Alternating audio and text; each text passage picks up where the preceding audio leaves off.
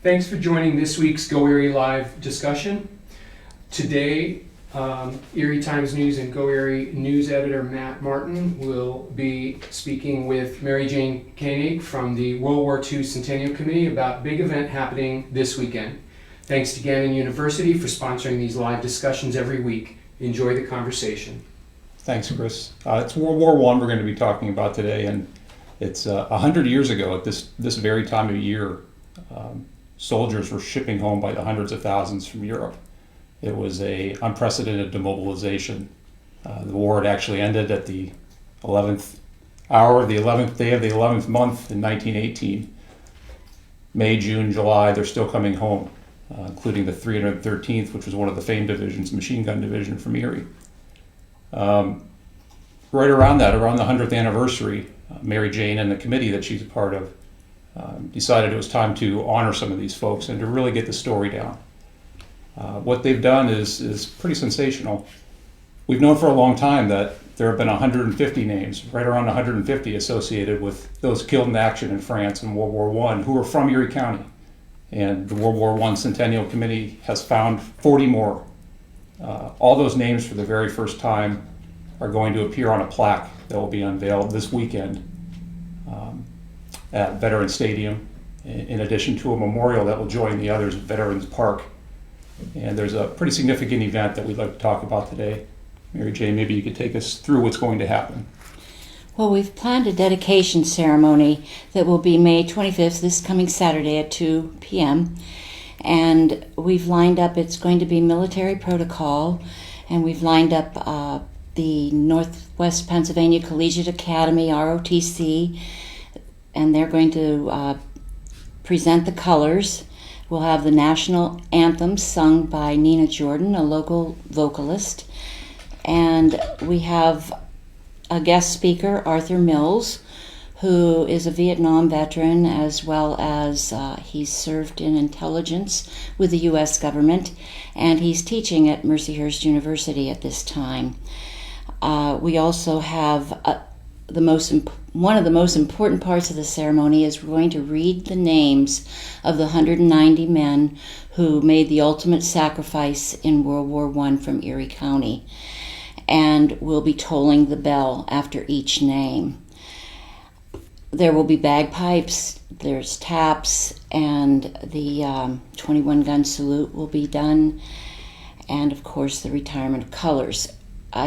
I really think this is a historical event that we're hoping that, since Erie County has supported us, that they will come and see the event.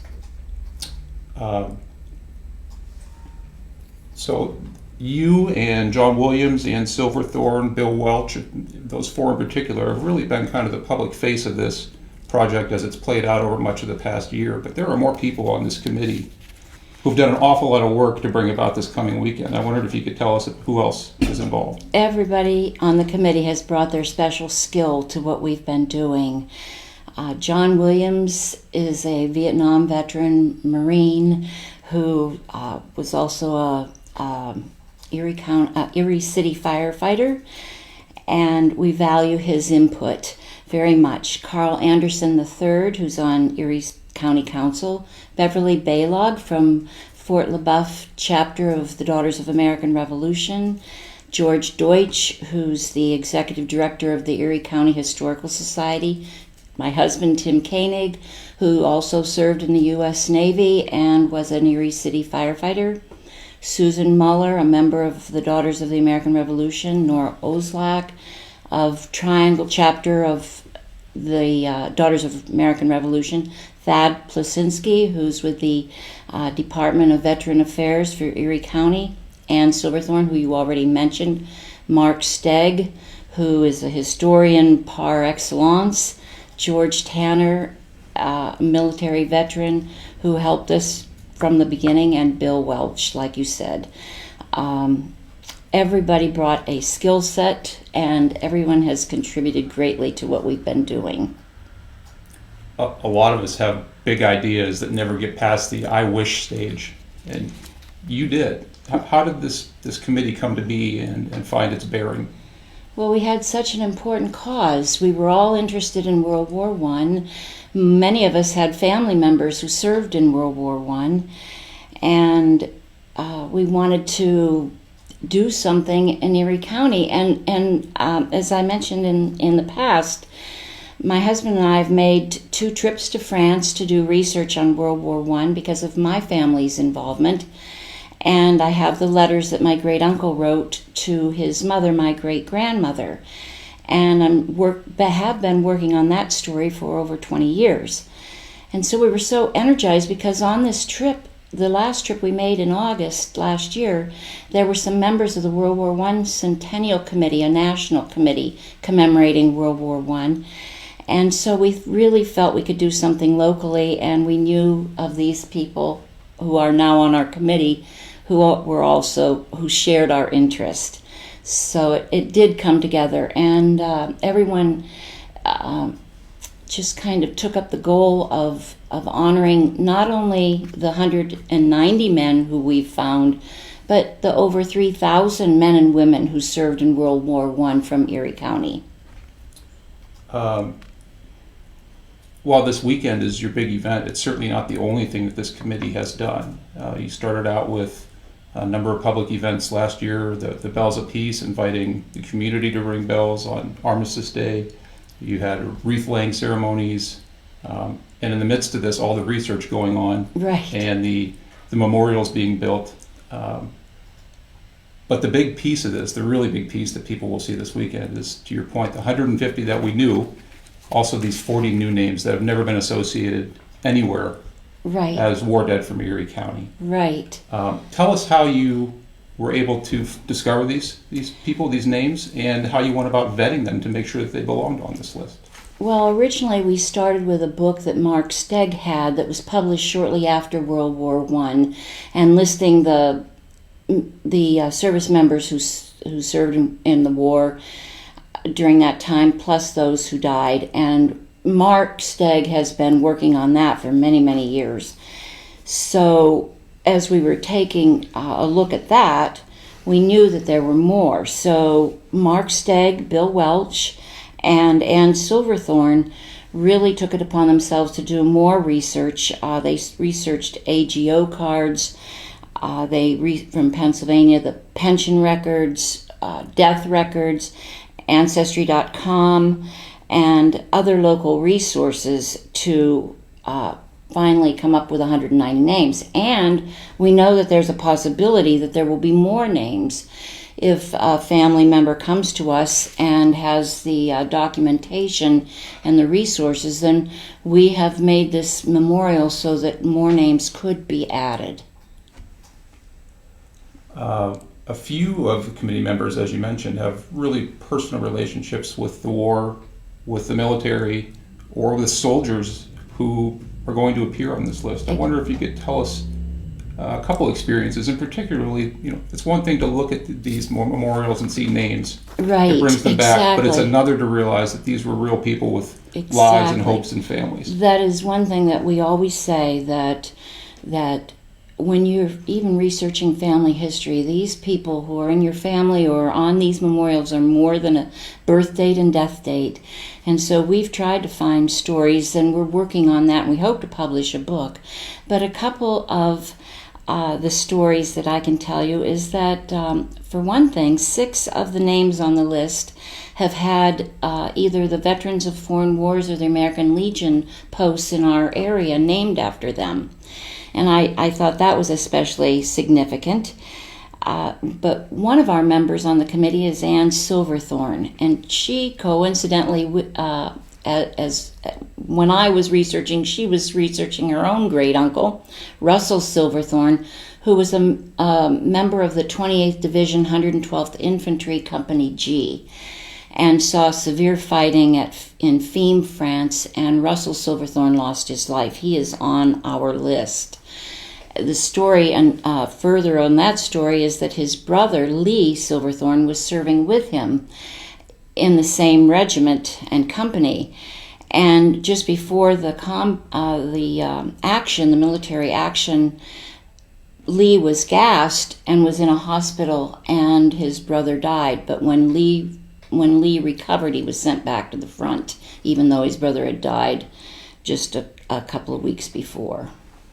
Comment from Matthew Punt, who mentioned that, Mary Jane, you've had some involvement in documentaries of local World War II. Yes. Veterans, kind of wondering if there's any possibility, I know that the distance in time is greater, but if there's any possibility going forward to do video documentaries of any of our World War I veterans.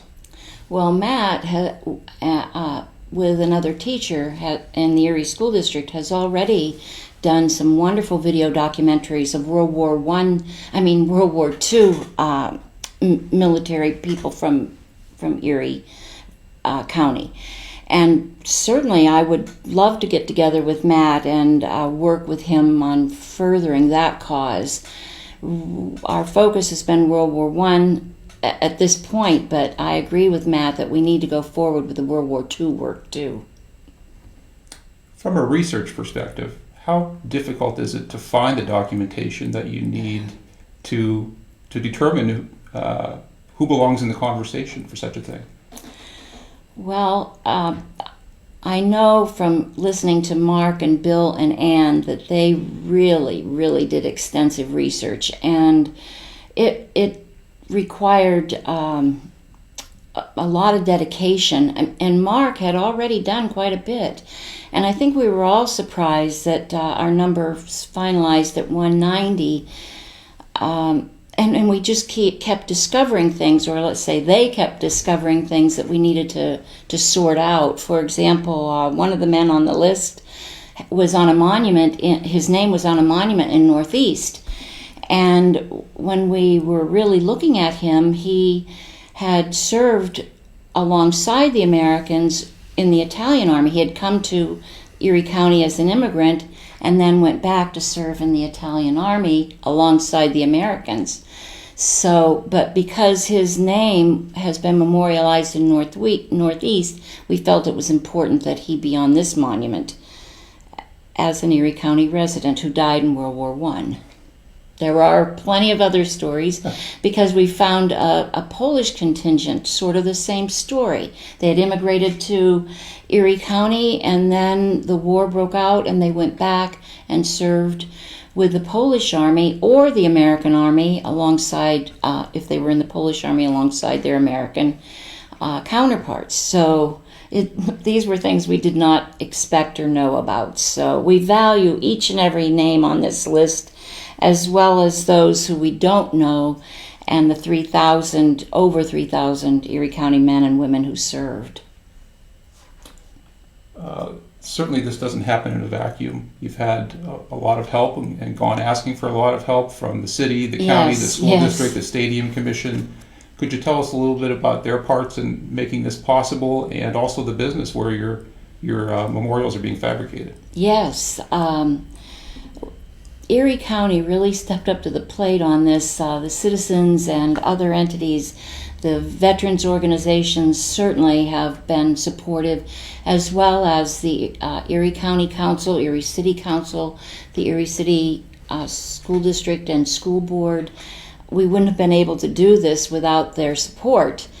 And Lakeshore Industries, Leo Bruno, was the one who worked with us on the memorial plaque and the memorial.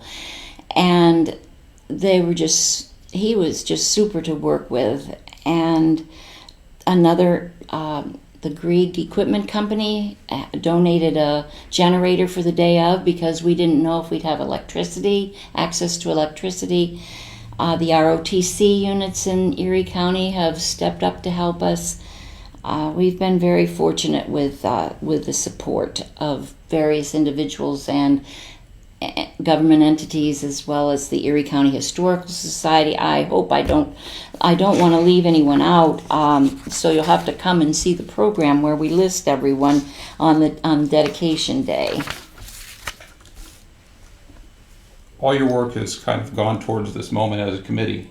You mentioned you might be putting together a book. Is that what's next for the committee, or is there a sequence of events still to come? That's what we hope, because we found so much when we were researching the names that we figured we could put some kind of book together, and we've got writers. There's so many writers on the committee that we're sure that we can put something together to again honor the veterans of or the military service members of World War I. So that's our next goal. Okay. So I would hope for a big turnout on Saturday, Yes. and hope the weather's nice. It's a Yes. Bluebird Day. What are people who show up for this at 2 p.m. going to be part of? What are the particulars of the event? Well, we've planned I'm calling it a historical event, because these names have never been put on a memorial before in total, and we have the DAR Prescow chapter has made poppy wreaths that are going to be on the ground underneath the memorial and with the names of the men who we're honoring. Like I said before, there's going to be a bugler, the bagpiper, a vocalist, the 21-gun salute being done by the American Legion Post 571. But the Erie County citizens, we want them to be a part of this, and they are already a part of this, because Erie County is honoring its World War I heroes, where many in America have not done that. So I'm proud of our citizens. I've been able to report on it since you started. I know it's been a lot of work for you, and thank you for doing it on behalf of everyone who appreciates it. Well, thank you very much. It's been our honor to do this. Thanks for all of those who listened in and participated in this week's Go Erie Live discussion. The video will be available for replay on the Go Erie Facebook page and on the Go Erie homepage. Thanks again to GoErie.com and Erie Times News editor Matt Martin, and MaryJane Koenig from the World War I Centennial Committee for discussing this with us today. You can find upcoming topics and guests on the Go Erie Facebook page each week. Thanks for listening.